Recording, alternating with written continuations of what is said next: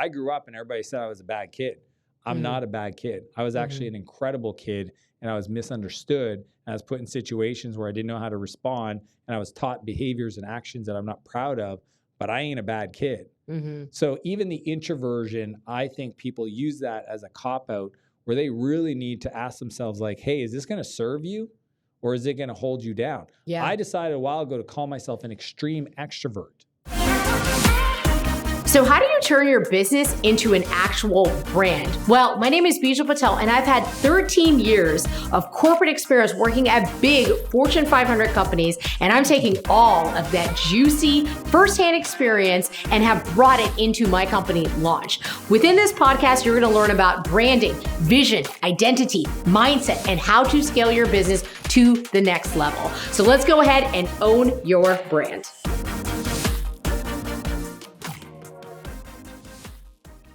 I'm so excited, guys. Today, I have Dan the Man Martell with me today. He needs no introduction. He is on the podcast. He's going to share it all. I'm kidding. We're going to talk about his brand. We're going to talk about some things with his amazing wife, Renee Warren, who I just got to have a podcast with.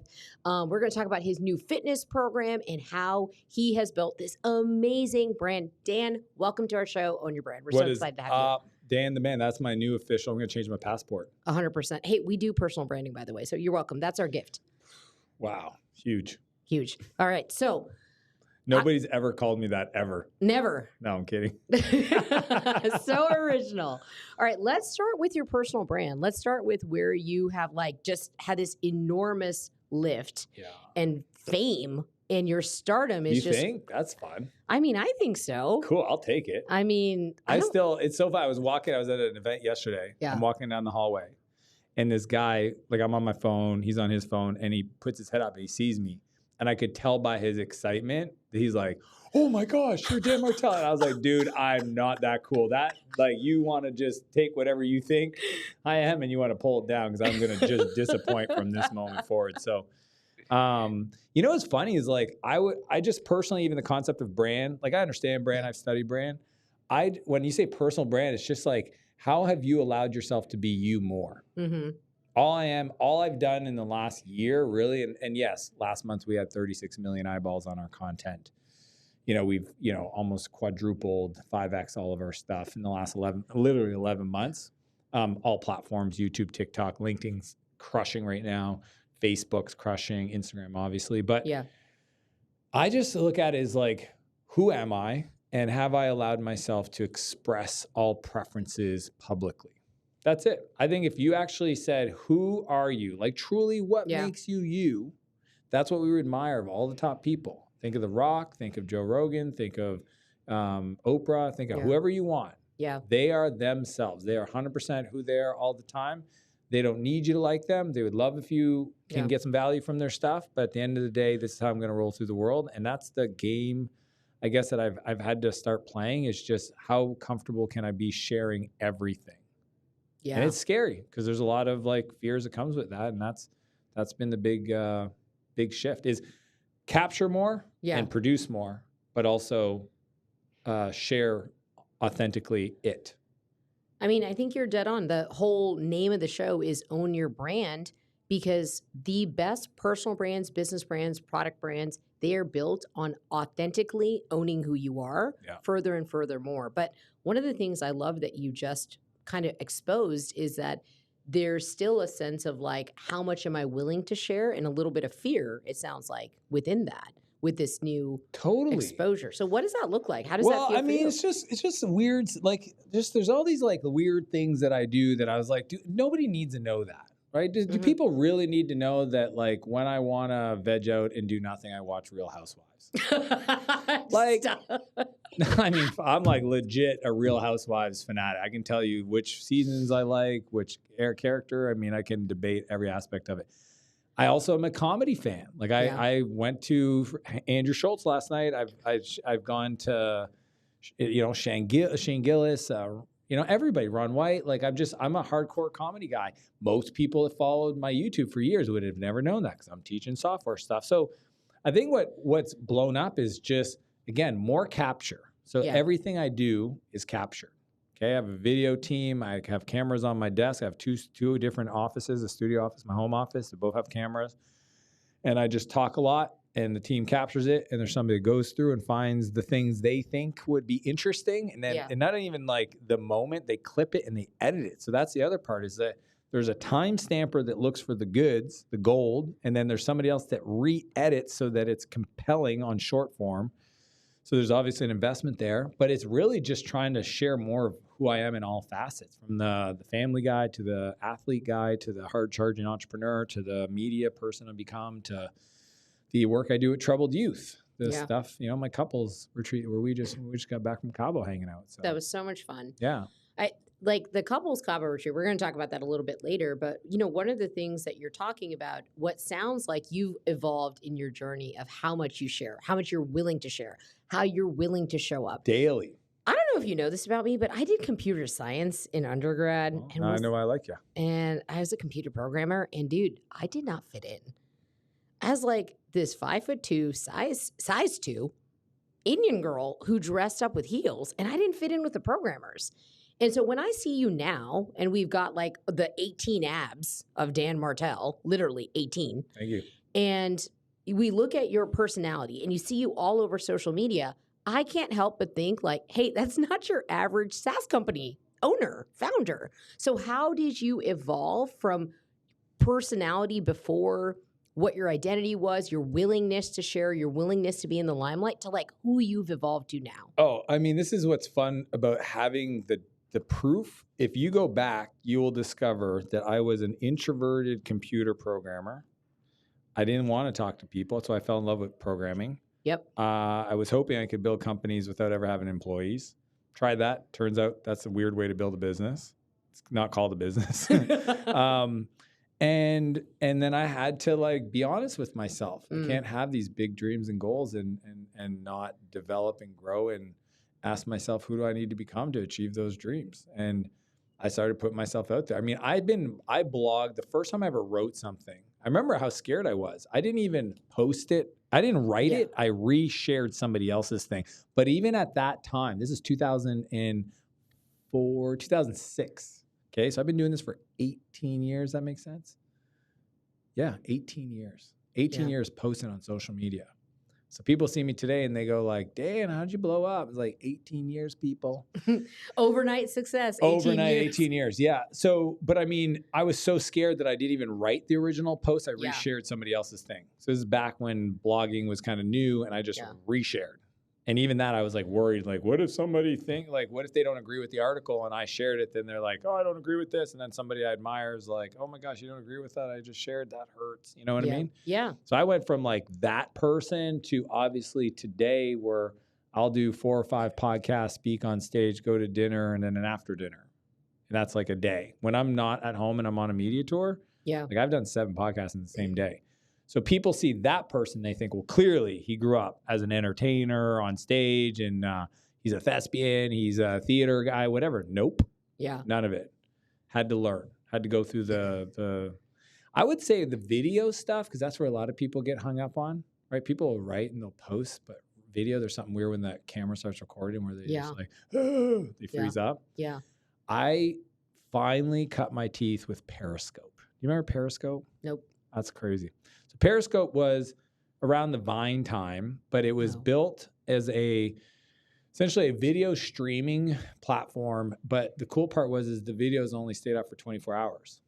Okay, got it. Yep. So what was cool about that is I knew, and this is before stories, before reels, which I think Periscope actually inspired these platforms to build those features. Yeah. Is I knew that if I shared something and it wasn't great or wrong or whatever, worst case, 24 hours it's gone, I don't have to be accountable to it, which is an interesting concept as like a human society.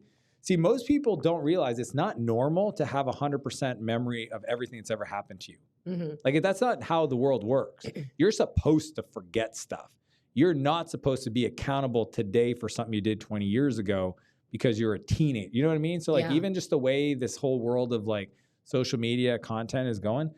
So that was, I remember I did I think a 30-day challenge, and I committed to myself to go live every day on Periscope for at least 30 minutes for 30 days. Yeah. And after the 3rd or 4th day, I really enjoyed it. I'm talking to people, I'm getting to know them, they're hearting up my stuff, they're leaving comments. It's kind of like it was a Facebook Live essentially. Yeah. And that was probably the gateway drug to doing more video. And this was about 8 years ago. And then I was building a company called Clarity.fm. And after that, that was when I said, you know what?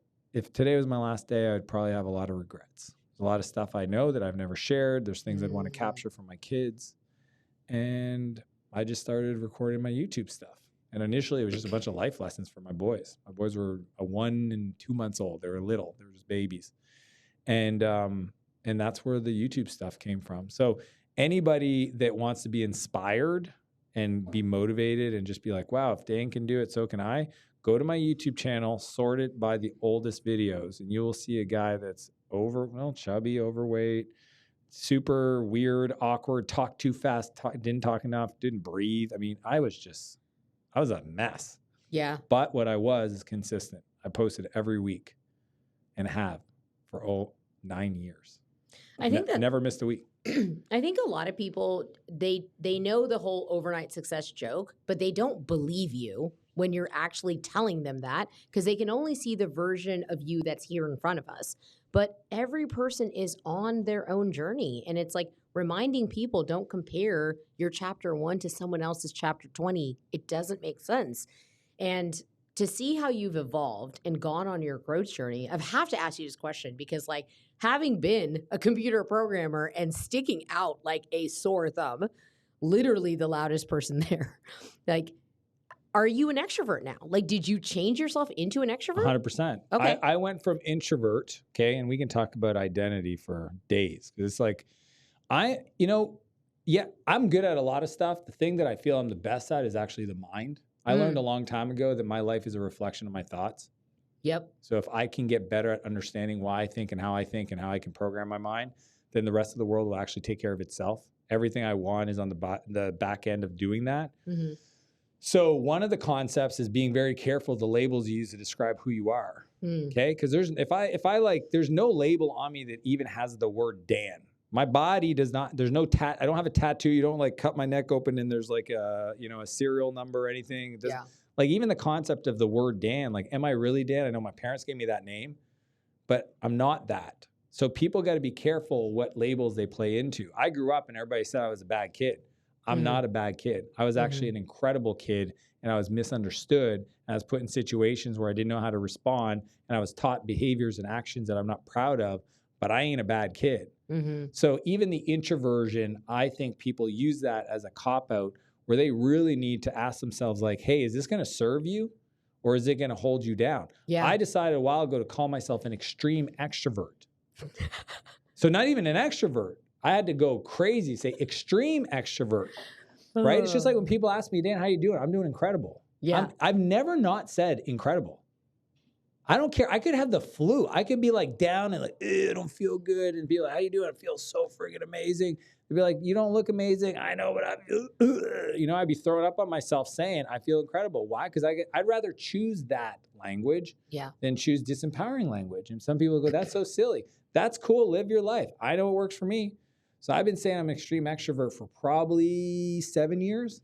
The reason I laughed is like way back in the day, they hired some fancy expert. I used to work for the federal government and they hired somebody to come test us on Myers-Briggs. And I got put in the extreme extrovert category. And there was like, 220 people in that specific like division and department. And literally we all looked at each other. We're like, oh, we're like the loud people at the lunches. We're the ones that when there was a meeting, like the first 2 people to talk to bring up the ideas and the solutions, like it was just funny to see everyone grouped because there was the extreme extroverts, the middle of the road extroverts, and almost like the low extroverts before you're about to get to like the high introvert. Yeah. So it's interesting that you chose that label. And I don't know, I have some question marks on it. Is introvert or extrovert even a thing? Or are we mislabeling people and putting them in a container? It don't matter. Yeah. It's like saying you're smart or not smart. Yeah. All I know is that your life is a mirror of the words you use to describe your reality. And most people just complain so much, they don't realize that all they're getting back is what they're putting out. So when you decide what you are, even like you've said quite a few times, you're a loud person. You also said that. Yeah, I know. But I'm just saying, it's like, if that serves you, cool. If it doesn't, then find another language. Just like the word haters. I don't have haters. I have people that are confused. Which one do you think is easier for me to cope with? Totally. Do you know how many people sit there and go, with the haters, haters, haters? I'm like, wow, that's sad. I'm surprised. I don't have haters. I have some confused people. And it's on their term timeline to figure out how to be unconfused, but I ain't going to be. And some people won't post content because they're worried about the haters. Totally. Are you worried about confused people? Not as much. Not at all. They're confused. They're lost. That's fine. Hope they find their way. When you say that, it actually invites you to want to create more content that provides value, that gives actual training to help the confused people to learn or at least get curious about what it potentially could be. Let me give you this came out this morning, okay? I have a video that went viral. I don't even know what it was about because some of them they hit and I just don't even pay attention. But somebody wrote the word, they go, get the dressing, a bowl full of word salad. That was the comment. Mm-hmm. Somebody get the dressing, bowl full of word salad. And at first I was like, huh. And I go, he's not wrong. I go, I need to learn how to communicate without the word salad and be clear and concise. Because if I was able to do that, it wasn't that the message was off. I believe in the truth of what I shared. But I think maybe the way I shared it for his psychology and where he's at in the world, it confused him. So he said, the reason it went viral is because people loved it. But he thought, I'm confused. That's a bunch of word salad. You didn't say, he's pretty much saying you didn't say anything. Mm-hmm. I don't talk without being very clear. I'm saying something. So here's what I took away from that. I could have easily dismissed that. Instead, I said, no, there's something there. I need to ask myself, what is it that caused him confusion? Is it a priority for me now? Potentially, it might not have been, to fix that. The answer is yes, because if I want to be a communicator, I got to learn to communicate clear and broadly, right? So for example, I shouldn't use the word profit. I should call making money. See the difference? When I say the word profit, some people go, I don't know really what profit is. Mm-hmm. I know what it is about making money. Mm-hmm. Mm-hmm. So even simple stuff like that. Like there's just, it's so like, you know, or saying like people that are wealthy versus rich. It sounds crazy, but like even when I wrote my book, I put it through a grade 3 language evaluator to bring down the language so it was more approachable. Totally. So sometimes the confused people are actually the ones that provide clarity. Isn't that fascinating? The confused people in the comments provide clarity to you if you're willing to look for it and you don't dismiss it. Because most people dismiss the haters. Yeah. I actually go, I wonder what I did that caused them that. I don't have to do anything with it, but at least now I have an opportunity to make it clear. Well, I think that also, I love that because it just showcases that your hubris is totally in check. There's no hubris. You were able to get curious about this person's feedback as opposed to take it as criticism and let it hurt you. Huge. Which, you know, one of the things that we, that we have to talk about is the book. Like, Buy Back Your Time. It's, first of all, it's an amazing, amazing book. And for somebody who is not your normal audience, like I, maybe have a minority stake in my husband's SaaS company, but I left computer science for a reason. I'm a people person. I'm not a systems person. And when I first started reading the book, I like zoned out. In the first couple of chapters, I was like, oh man, besides the stories, this is a lot of structure. I don't think I can do this. So I literally zoned out. And then people kept bringing it up and up and up. And it's like all my problems were tied to this. And I'm like, I'm a people person. This guy, Dan Martell, is a SaaS guy. He doesn't know me. I don't know him. And this is not for me. I need another solution. They're like, your problem is that you don't understand systems and you don't understand time and you don't know how to get it back. And I finally hit the pain line where I was like, damn it, I got to read the book. And I literally just slogged through it, giving you the feedback because I know you can take it. I slogged through it until it started to feel good. And I was like, this is different conceptually than anything I've believed or structure I would have been willing to put in my business. But this is exactly what I'm going to have to grow into if I want to buy back my time and, more importantly, my energy for me. Good. So I just had to share that with you to I be like, appreciate dude, it. I was not fangirling your book. I was like, whatever. I don't know what bestseller. This isn't for me. This is for SaaS companies. Yeah. You know? And so when the book came out, and now I literally prescribe it to everyone. I'm like, oh, you got to read Buy Do you Back know Your it's Time. number 4 in the world right now for business? I'm not surprised. It's blown my mind. Like right now, there's momentum in the last month where it's just literally just picked up a lot of steam. It literally solves this big, hairy, audacious problem. And I think it's an opportunity for people who are people focused and more in the feelings and the intuitions. I'm very much a F on the Myers-Briggs side of things. And then there's all the T's. Are you familiar with like the F A and bit, T? yeah. T's are the thinkers. Yeah. They get you. But there's the whole half of the population that are the feelers that are like, oh yeah, no, this isn't there. But it actually has solved this enormous problem where the reason you got into business wasn't to give away your life and lose your family and become totally overweight and stress out and die of a heart attack. It's just crazy. And so how does it feel for you as a person? I'm not talking about, there's the personal brand, there's the business brand, blah, blah, blah. But obviously the book took you freaking 3 years to write. Yeah. How does it feel to see the lag effect of your work manifested through this book and people getting their lives changed because you were willing to take the step to write the freaking book?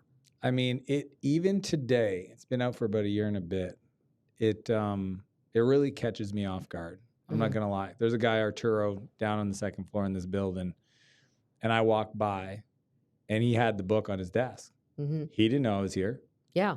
And Oh my God. Yeah, he didn't even know you were here. No, he didn't. He Yeah. just is like, oh my gosh, you're Dan. You changed my life. Hey! And he's like waving the book at you. Yeah, like this is the book. He goes, Yeah. these are the 4 books that he started naming the other books. And he's like, these are the only 4 books that changed my life. And I'm like, holy moly, like, wow. Or my buddy Mike, I was at his house and, he lives in an incredible, beautiful neighborhood, very affluent. And he goes, hey man, I don't want to put you out, but I got to at least ask. My neighbor is the sweetest man. He has a business that helps VA veterans improve their essentially their compensation for disability. He literally looks at their situation, writes the proposals, helps them change their whole life, get them access to programs they otherwise wouldn't. He's been a solo dude doing it forever. But when your book came out, he said, I bought a bunch of extra copies and I gave him one of those. Dude, you changed his life. Ugh. He hired a house manager. He hired an assistant. He's spending time with his kids. He finally sees like a light at the end of the tunnel. And this is the crazy part. He goes, he never read a book before he read yours. Oh, wow. I was like, dude, call him now.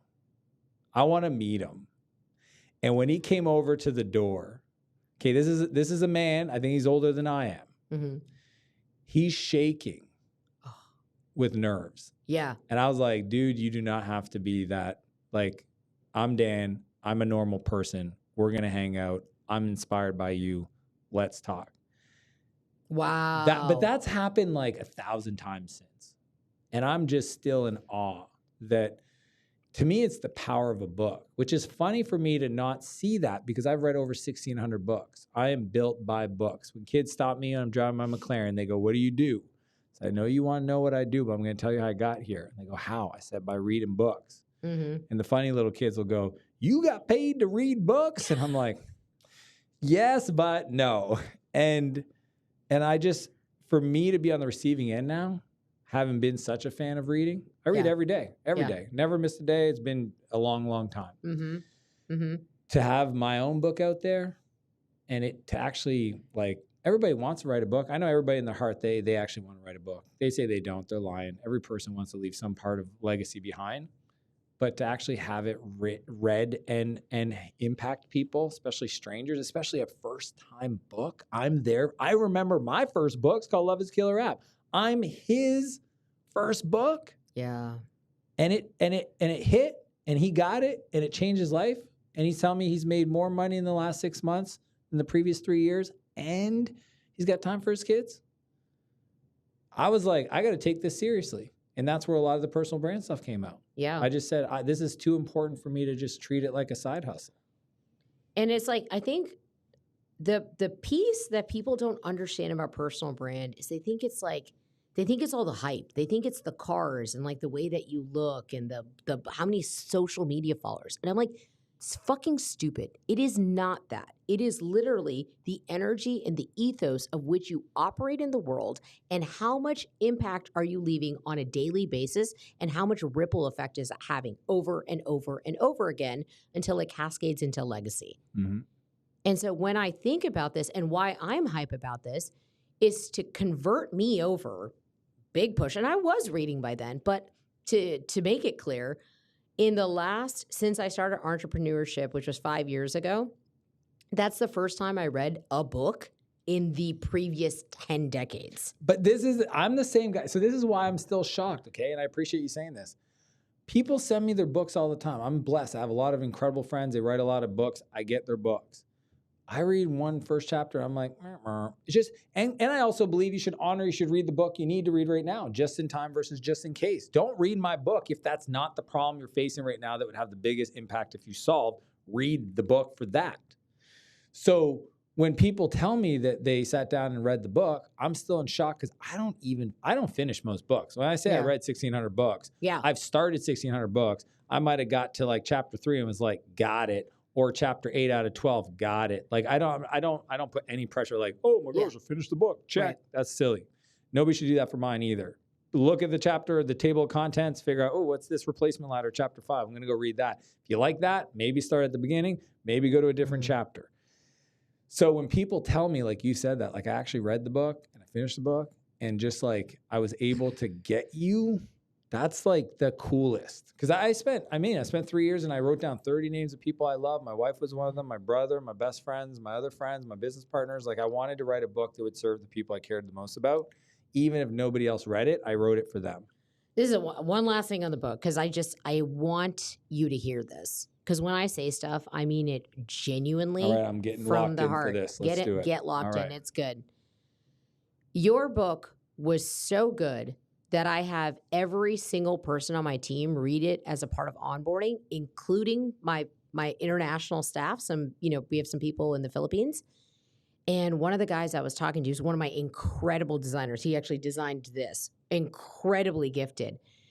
And he was a little nervous and he told me on a one-on-one, he goes, I haven't read a book in a long time. He's a young guy, he's 30, but he's like, I'm just a slow reader. I'm better at like looking at visuals, like a lot of visuals are. He was nervous to ever open a book. And I had to like just create a safe space to him to say, hey, it's okay. But since you mentioned it, I didn't want to leave you out because the rest of the team kept bringing it up on our wins to be like, I read chapter 6 and my VA felt really empowered about how she's going to take over my calendar. And it gave her the instructions that I wasn't able to lead her through. I'm like, just manage this. So when she would bring it up on the wins and then my operations director would bring it up, the designer ended up feeling left out that everyone's reading a book, but he was scared because he didn't feel like he could read a book. And your book gave us an opportunity for me to be like, hey, you want me to tell you something? He's like, what? I was like, 4 years ago, dude, I hadn't read one single book in 10 years. I was like, I was the slowest reader on the planet. So like, you're not alone, man. Like you can do 2 pages a day. You don't have to do more than that. But I promise you, it is a skill. Don't look at me now and be like, oh, she reads all this stuff in XYZ. This was just like going to the gym. It was a habit. You can learn this. So it had the impact even potentially that it's created a movement and it's allowing people to then heal other things because like you said, it's not about your book. The part that excites me is that he felt our culture and he was like, I want to belong to that. But what else in his life will he now have exposure to read because he had an opportunity to read? That's so cool. Isn't that so cool? I'll tell you this, the part that really caught me off guard that you just shared is I didn't expect CEOs to buy it for their teams. Yeah. Where I did not. Yeah. I honestly was like, I'm writing a book. I know exactly what I'm writing it for. And the publisher was like, do you want to make this leadership focus? I'm like, no, it's the CEO, 12 employees, 1.4 million in revenue. They hit the pain line. They're willing to do the work, but they just don't have the right process. And I remember the first time I had a woman, this woman named Lisa. Okay. She messages me on Instagram and she goes, "Hey, Dan, I just finished your book. I got to tell you, it meant a lot." And I said, "Wow." I said, "How'd you hear about it?" She said, "My boss made us read it." I said, "Well, who's your boss?" Turns out her boss is the #1 dog trainer in the world, like Tim Ferriss podcast level. Wow. I was like, would it be too, like, can I contact her? She's like, "Yeah, I just asked her." She gave me her cell number. And I messaged her. She's like, "Oh my gosh, Dan, this book transformed my thinking around the whole thing. Got my whole team reading it. We're all going to buy back our time." And I was like, oh, this isn't just for entrepreneurs. This is for everybody. That caught me off guard. I just think it's the funnest thing in the world. I just want everybody to have more time to create more. Exactly. That's why I wrote the book. I just want it for creators. Let's talk about the nuance to that, and then we're going to kind of move on to another brand that I have to talk to you about because it's so relevant to our relationship and what we're doing. But when we hear "Buy Back Your Time," a great title, right? Makes a lot of sense. The drip matrix, and like people are getting into their zones of genius. There's a lot of beauty there. But one of the things that I want you to talk to our audience about is like having been around you at a couple events and stuff like that. I read people's energy and I have a high level of energy and your energy is higher than mine. I can just feel it. I appreciate that because your energy is pretty intense. I'm pretty intense. I'm a little intense. I love it. Some might call me an alpha. I don't know. It is so funny. We were having dinner in Cabo and you're just like going crazy. You're like, "I'm not drunk, but I could be drunk. This is crazy." And we were having so much fun. Stabbing the spoon. You're like, "Geez." Yeah. Well, okay. Well, let's just backtrack to that. What happened in that moment? In what sense? I accidentally somehow, actually, it's right. I'm not going to throw you under the bus. You tell me. Let's take out the bus. Okay. Let's take out a big blue bus in shouting out "Buy Back Your Time." Okay, your color of choice. Okay, so I asked you the question in Cabo. Hey, how do you get your energy level so high? My energy is good, but yours is next level, and I want some of that. And you're like, "It's in the book." I'm like, I read the book. I didn't get it. Like, explain again. So first, tell us about that, and then I'll go into the story. I actually don't remember what. Oh, good. I can just bring out the bus. Yeah. So, anyways, you were sharing. You're like, "Hey, it's in the book," and you asked a question. You're like, I'm like, "We are following the book," because I was getting a little fired up. Yeah. I was like, "We are fired. I read your book. We're fired. We're doing it." You're like, "What percentage of it are you actually doing?" I was like, "Oh, okay." You're like, "If you're not fully utilizing the concepts, and let's say you're just using 60%, he's like, "That's why you're not." You said that's why you're not feeling the effects. Yeah. I was like, "Oh." I mean, I think we were talking about like the house manager, the assistant, the calendar, the email. I mean, what people don't realize is a lot of things that we do on a daily basis actually take our energy. Yeah. Right. And it's just like open loops. They're just things going on that we're thinking about, even though we're like working on this thing. But then there's like, oh, where am I supposed to be next? And what time is it? And when's my next meeting? All that stuff. A long time ago, I decided, one of the most important skills I have is to be locked in and present with the person I'm with. Period. Full stop. If you walk away from this podcast going, "Wow, I felt like Dan was here. He wasn't distracted. He really cared." That is, if you're going to spend the time to travel to be with somebody, then be with them. So because of that decision, I realized I had to let go of some key things in my life. And I learned this from Richard Branson. I watch him do this. I get the privilege of spending a week with him in Switzerland. And what I saw was a billionaire that truly was free. Because I have a lot of billionaire people I've been around. Mark Cuban was an investor in my company. I've seen a lot of them operate. Richard was the one that I was like, wow, he's actually living that lifestyle. He's the billionaire every other billionaire wants to be like. Dang. And what he does is he has Helen. And Helen lives and manages his life. Richard doesn't have to think about stuff that most people have to think about. He doesn't do anything that he doesn't have to do and he's qualified to do. So is he the guy that's, going on hot air balloons and, dropping out of airplanes and doing all these crazy stunts? Yep, that's Richard. Is he the guy that's thinking about where his car is and is he get maintenance and is it full of gas and where his flights are and all that stuff? Zero. So I watch Helen, his assistant, who's been with him for 11 years, every morning they have breakfast. And they review all the inbound requests on Richard's time that she can't handle. And she only presents the stuff that she needs some feedback on. And that's how he lives his life. So when he's skiing with us on the mountains, he's got 400 companies, 400 CEOs running, growing. So I literally got rid of my inbox and my calendar, and I made somebody else responsible for it. So what's fascinating when I do these media tours, everybody wants to ask the question because it's logical. What are you doing next? What did you do today? I default look at Ann, and she responds. And she's got it all in her mind. She has one job, literally, is to manage Dan. So this morning, I'm getting ready, and Renee wanted to come. I was doing Lori Harder's podcast, and Renee goes, I'm coming with you. I said, cool. She goes, what time are you leaving? I said, I don't know. How do you not know?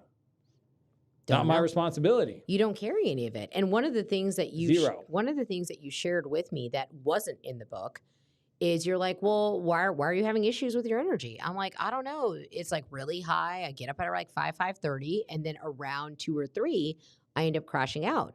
And you gave me an amazing tip, which was like, move all of your people meetings, especially where you're serving clients, into the afternoon. And I literally was like, why didn't I think of that?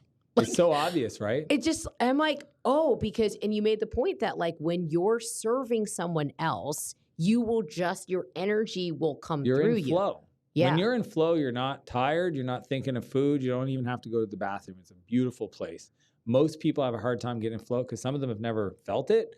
But if you felt it, it's usually on the back end of being dialed in, locked in, serving somebody else. Podcast interviews, speaking, collaborations, problem solving, doing really creative work with people you admire. So my whole thing is my mornings are sacred because that's what I'm going to create connected to my creator. I talk about it every day. I don't do a meeting until 11 a.m.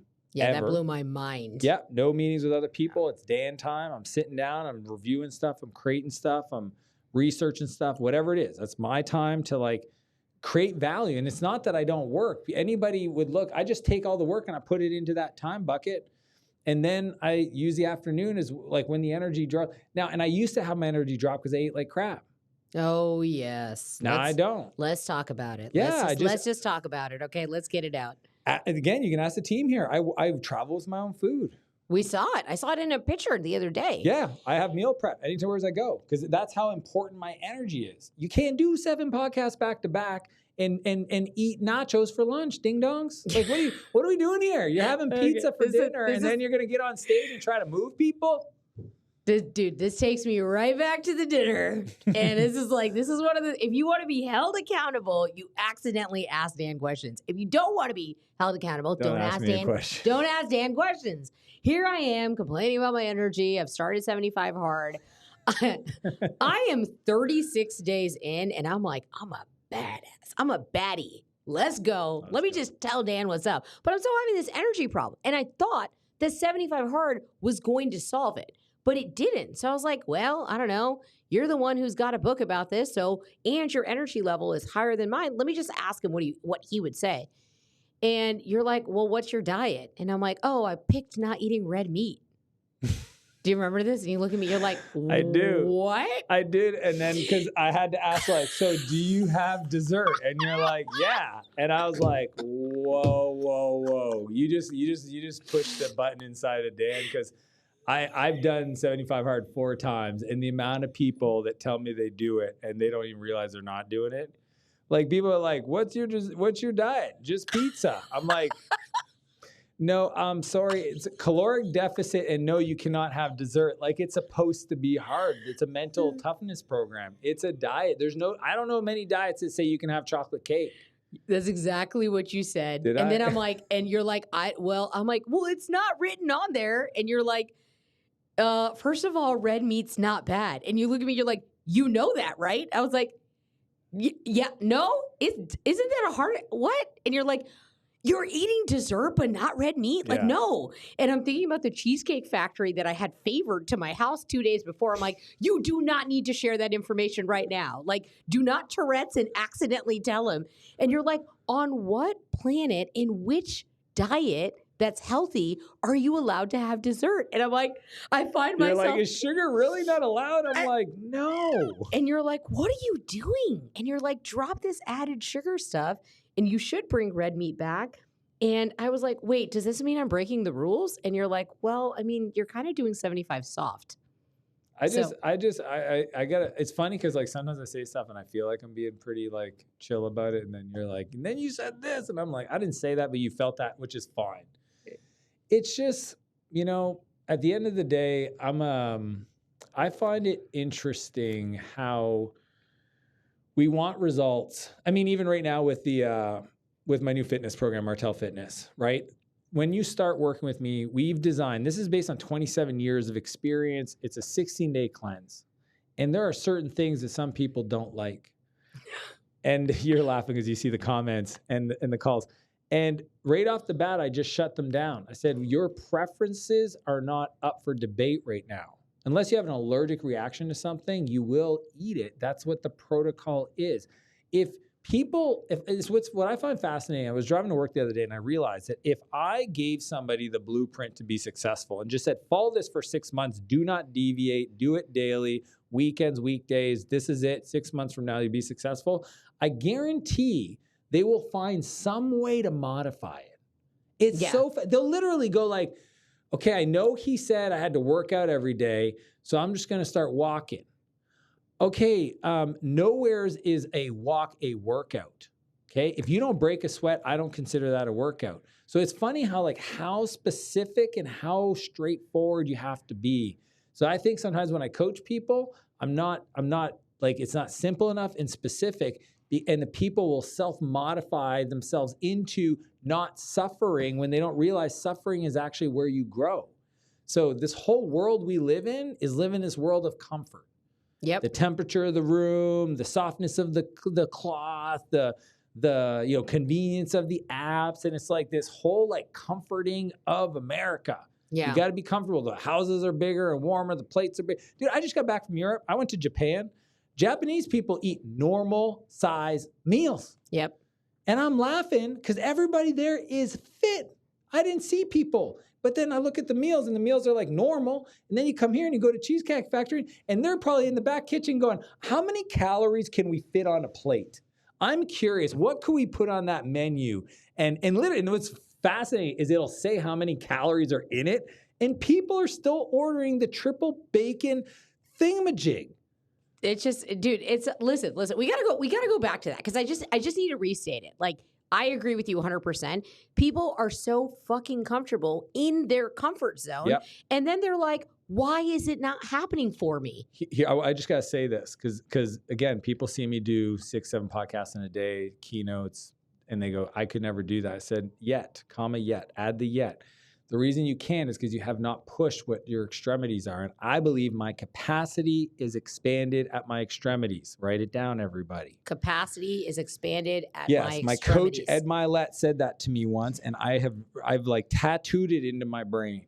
My capacity is expanded at my extremities. So if I am not at my extremity, then how do I know what my capacity building potential is? It's just like going to the gym. The only way you will improve your muscle density is on the first and last rep, like the last rep, the last 2 reps.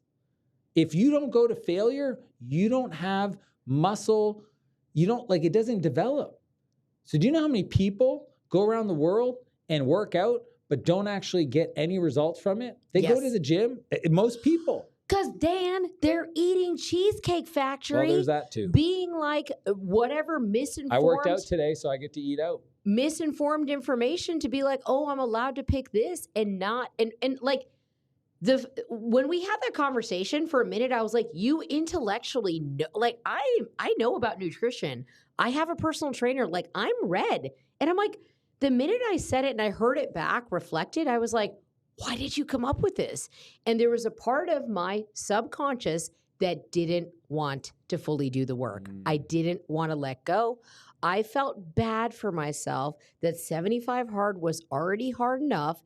And I thought that I don't want to cut out the sugar or even desserts, any part of it, because that would be too hard. And then I might not finish it. It's real honest of you. I have to take it literally. So the next, we go back to the hotel room. Talking to Cecil, my husband, right, who you coach in SAS Academy in your elite business program. I'm like, Dan said I'm doing 75 hard, 75 soft at dinner. I was like, can you believe he said that? He's like, do you think he was right? I was like, I am not interested in your commentary. And then I was sitting that night and I hit done and I felt this feeling of like, dang it, I didn't earn it. I was like, let it go. You can just push Dan out of your mind for the next, you're going to be fine. You're already on day 36. Day 37 happens. I'm like, I'm ignoring everything he had to say, but I'm just going to stop the sugar. I'm going to stop it, but I'm going to ignore everything he said. I hit the button, done. And I posted in my group, and I was like, dang it, I didn't earn it. And I realized in that moment, I was like, as painful as it is to admit that I made a mistake and to start back at day one, I will at least feel like I earned it if I go back to the beginning. So by the second day, you inspired me through that conversation. I dropped the sugar and I restarted it. And when I did that, I started my paid 75 hard. I was like, forget this other free group. Yeah, remember we talked about that. Help other people. Yeah. So 2/3 of the free group had fallen off. I was like, no, thank you. As I go back into day one, I'm only going to go with people who, we've talked about this.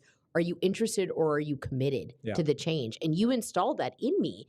And I just made that change. And I just have to say, it's been 1 month since I haven't had added sugar.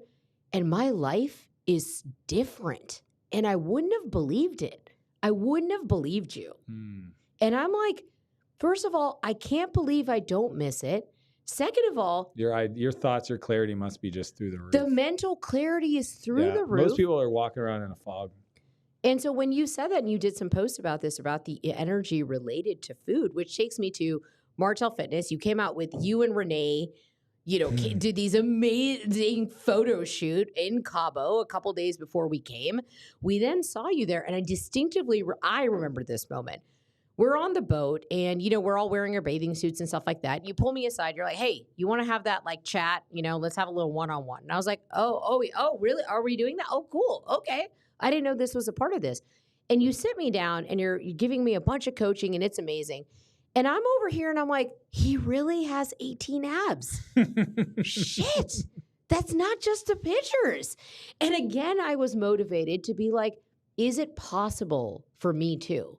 Is it possible if I were to make the changes that he was talking about, would that actually, because for a long time in my life, I was like, you're funny, people love you, you're energetic, you're smart, all these great qualities.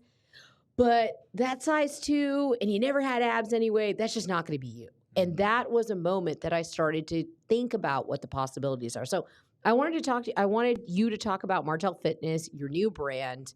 What does that look like? What does it feel like to do something like this? And what's your transformation been like? Yeah, and I just want people to know, the brand I have is just me.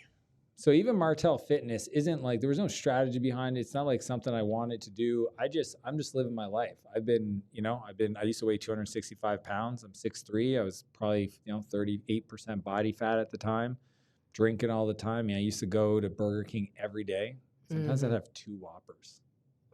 Double Whopper day. Double Whoppers. Double Whopper day. Nobody needs 2 Whoppers, people. It's lunchtime. Okay. At least you didn't add the Cheesecake Factory. But why am I tired in the afternoon? I would think to myself. What's the problem? I read the book. Yeah. And then I would do Thursday night wing night, and then weekend just absolute demolishing. We'd drink we'd order kegs of beer and then figure out where we're going at 2 a.m. And so when I look at that version of Dan and the guy who I struggle with my weight my whole life. You can literally go oh, Dan's fit, Dan's fat, Dan's fit, Dan's fat. And if anything, I just kind of I get better. 8 years ago is when, after I had my kids and I put on 20 pounds and I finally said, okay, I need to work on the identity side of it. That's when I started working on the identity of I'm an athlete. What do athletes do? Athletes work out. Athletes use food for fuel. Athletes compete. And I started adding that to my life. That helped a lot. To the point where not only did I do CrossFit competitions, I eventually started doing triathletes. I've done 5 Ironmans, 2 full, 3 halves, 4 halves now actually. But I was walking around and I didn't look like I worked out. For the amount of effort I was going to the gym and working out and even doing meal prep, I just didn't look it. I was kind of I didn't have abs. I didn't have, bicep veins or anything. And I was just I work out too hard not to look like I work out. Yeah. And we were at the studio one day, and I watched this TikTok. I forget who it was. Some guy said, there's 22 million millionaires in the U.S., but only 3 million people with visible abs. And I go, oh. And I remember Lowen, one of my video guys, he said, dude, you should do a body recomp or whatever and get some visible abs. And we started this thing called Project Visible Abs.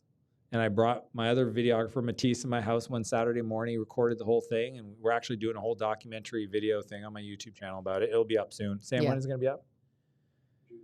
June 7th. So if you're listening to this since past June 7th, it'll be up on my YouTube. And I weighed 231 pounds. Okay, I'm 6'3". I didn't look, out of shape. I just 3 months prior, I did a half Ironman in Tempe. So like I'm not, I did an ultra the year before. So, but I didn't look it. So I essentially went through the process of cutting down. We set a goal of 207. Now I had stakes. I had a reward and I had stakes. My reward is going to buy my Lamborghini. The stakes were if I didn't hit it, I had to enter in a fitness competition as is. In a Speedo, on stage, no tan, no shaved chest, dad bod and all. I really didn't want to go on stage. And definitely no abs. No, zero. Whatever whatever would have looked. Yeah. If I didn't hit it, if I stopped halfway, it didn't matter. If I said it's 215, I had to get on stage. That was the rule. And I videotaped it. So the guys are going to hold me accountable. So we started the process and I hit a plateau. And I got really scared for 3 weeks in a row. Okay, I started December 14th. Mm-hmm.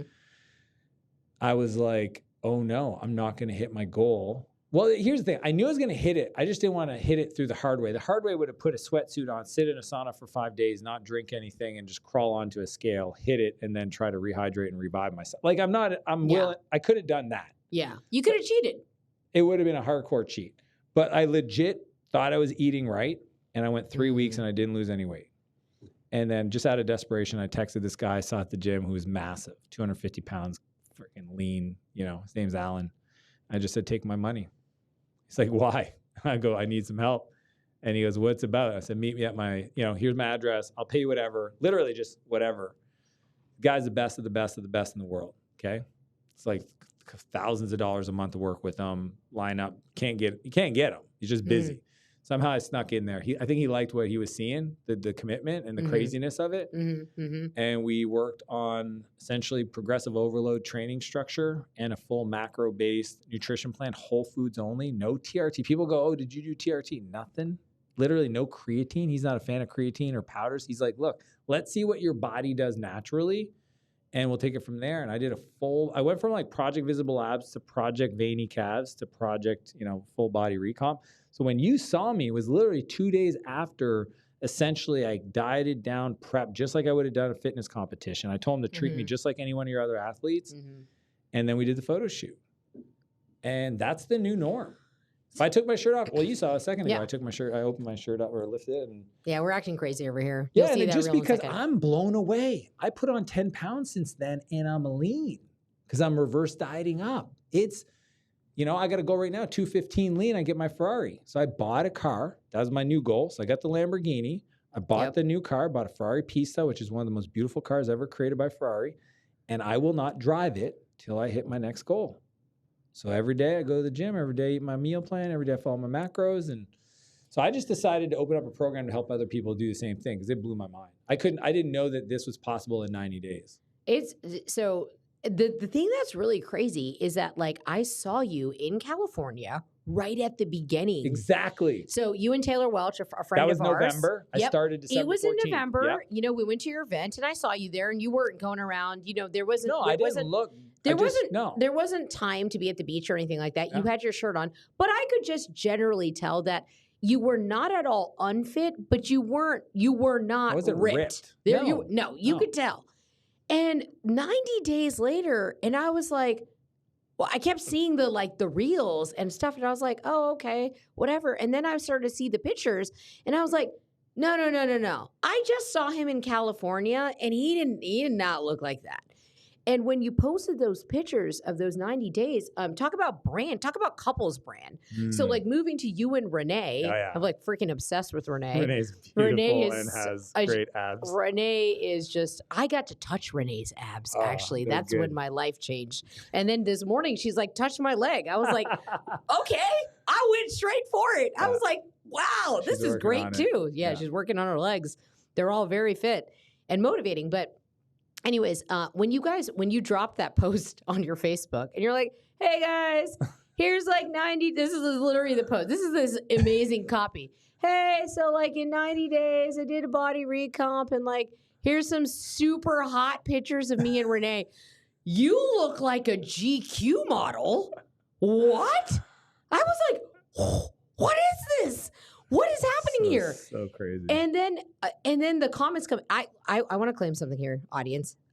I was the first commenter. Were you really? I was that post still to this day, almost 2 weeks, keeps getting dozens of comments a day. It's bananas. I was the first commenter because Facebook algorithm was like, you've seen all you've been sweating these abs and like, just let's give it to you first. So I commented on it and I knew like, this thing's about to blow up. I just checked it this morning, 650 comments. Bananas. And then because I am excited about my fitness and talking about it because of you, then people are like, what are you doing? And so then people are like macroing me. And I'm like, wait, I don't even know where to go with this to send them your way. And so it's like, to think about your, like, the way I look at brand is like your epic hero's journey. And it's like to think about the fact that Buy Back Your Time came out and you got to ride that wave. After that, now you're inspiring people to really take a look at their health and their fitness so they can actually enjoy the time that they get back and not be confused like I was of like, how come I don't have the energy? Because the reason I wanted it is so I could be more present with my kids. So important. That was the part I was missing out in. And to be like, Dan, you don't understand. I am not previously somebody who would have been excited about fitness. I can't stop talking about it. Let's go. I can't stop talking about it to anybody. And I did it Facebook Live the other day on it for 20. I was like, it's a quick live, 27 minutes later. And the reason I shared is. Can I just stop you real quick? You don't want getting emotional right now.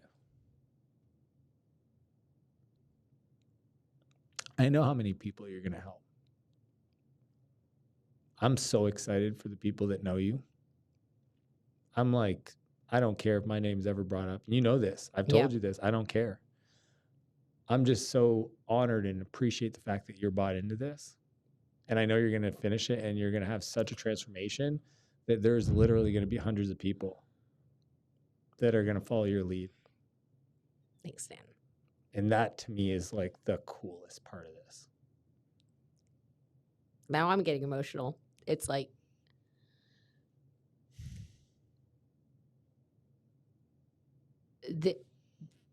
I have this outward energy and I have this outward confidence and I have the ability to shine light on people and raise them and bring them up. And it brings me like a lot of joy. It's your gift. You do it better than anybody I've ever met. Thank you. But one of the places I was suffering previously is that I couldn't figure out why I was still dealing with low self-worth.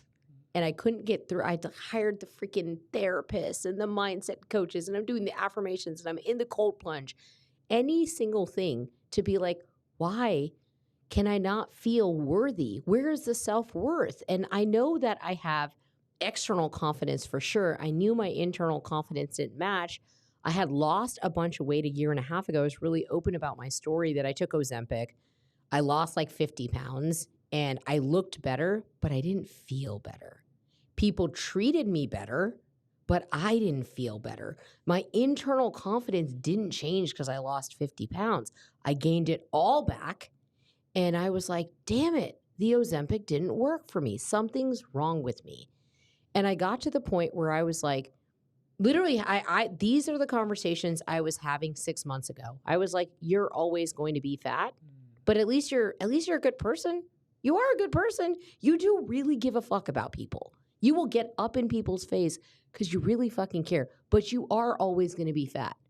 And I had just started to be like, is it that bad?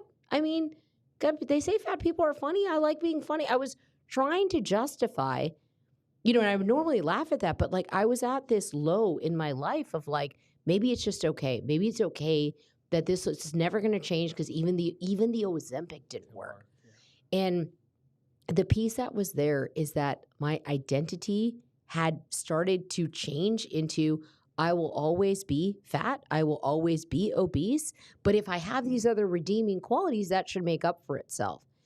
And during those moments and those little touch points that we had and the inspiration that you have given me, and you are my inspiration source, so I'm not going to hide that. And after going through that, it's like, the inspiration to start the 75 Hard to go in and do this is I started to feel the self-worth come through because I finally started to deal with, why is the emotional eating here? Why do you not feel it in your body to say that you deserve to be fit? You deserve to have that level of energy. You deserve to have your your internal confidence match the external projection. And it started this whole journey. And the reason I advocate so hard for like the 75 hard or for Martell Fitness and all of this stuff is that I didn't know how to fix that problem. And when my self-worth wasn't there, and it's still a journey, I'm not all the way there. When it wasn't there, all the things that we talk about of getting outside of your comfort zones, going to your extremities, I was either too afraid to do it, or like you say, the five S's, I would sabotage right before an opportunity because I didn't think I deserved it. And when I looked in the mirror, I was like, see, you don't. See, you don't deserve it. See, you're not worth it. Look at all the beautiful people on Instagram. You can't be friends with them. You don't look like that. You don't fit in. And so when you think about the effect, it's like, I want visible abs too. That's my goal by December. And the reason it's my goal is because I never thought it could happen for me.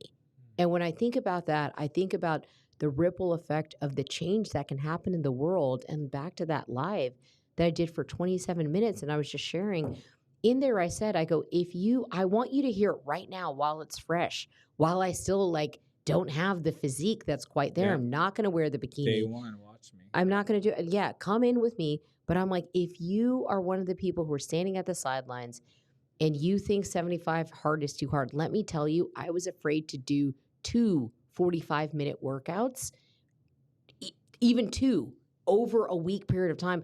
I physically didn't have the stamina to do it. I didn't believe I could actually do the work. And so it's just the identity that it's like the body, the external, everything on the outside. It's going to be a gateway for people to create the impact. And then, like what we talked about, taking it back to the beginning of our conversation, what is brand? It's when you are fully owning your gift, your soul's purpose, what you were put on the planet to do.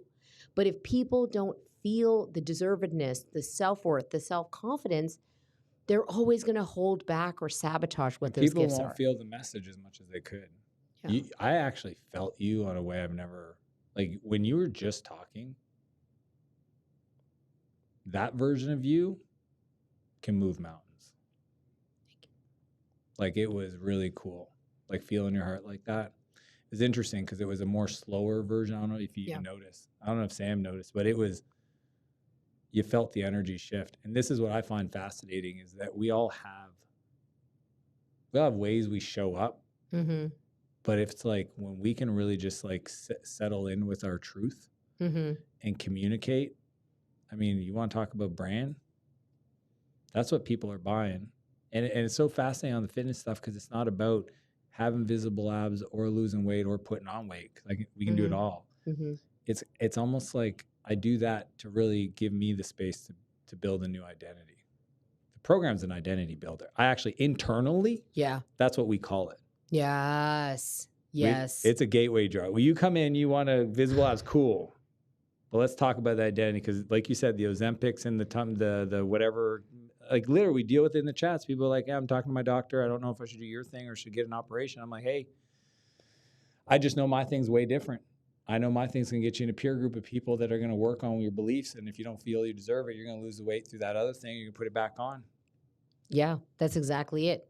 That's exactly it. And that's why we're going to make it the new norm. That's what we're doing. That's why when I met you the first time, which was like I literally flew to Arizona and Scottsdale just to see you at a SAS Academy thing. That's true. I forgot about that. I was excited literally to see you for 20 minutes. I just was really excited.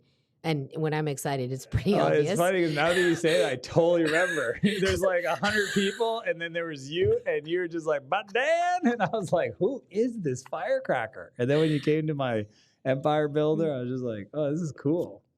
No, so it was, but your energy was felt then. And I just have to say this for the audience. When you took the moment on the boat at the Couples Kappa retreat, and I don't even think you realized this, but you poured into me one-on-one for 30 or 40 minutes. It was that long. It was 30 or 40 minutes. And you walked me through step by step, because I mean, I'm passionately curious. I will never not have a question. But the way that you were able to coach, yet challenge, and coach and challenge, one of the things that I walked away from you, and I borrowed it for every mentorship opportunity I've had since then, is you were able to challenge and take me to the next level, but it was truly from the heart. So I didn't walk away feeling shattered or punched or beat down. And that took a lot of finesse. The word I had for you is finesse. Thank you. You've been able to deliver it that way. So, because I remember saying something, I was worried I was going to lose you. You're like, hey, did that hurt? I was like a bitch. I remember.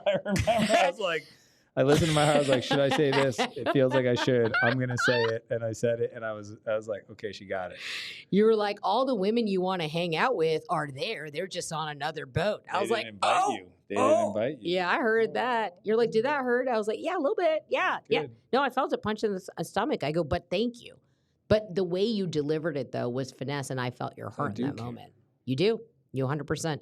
You're genuine AF, like you and Renee. I'm more obsessed with Renee than you, to be totally fair. Duh. I'm like so obsessed Zero with her. surprise. I was actually nervous about her podcast, and I was like, oh, good, Dan's in the afternoon. So, Dan, where can people find you? Where can they follow you? Instagram. Follow me. And if people want my internal process for managing, because we talked about buying back our time, executive assistant's the most important. I will literally send you my internal document, no opt-in, no gated, no nothing. But you got to tell me you came from this podcast. Just send me a message, EA, and follow me. And just send me a message and I'll get you that. And that's my gift to everybody listening. And I'm on all platforms. YouTube's my favorite recently. We've spent a lot of time there, and LinkedIn. But Instagram is my favorite because you can chat with me and I'll respond and all that fun stuff. Amazing. All right. Thank you so much, Dan. Thanks for being on the show. It's an honor. Thank you.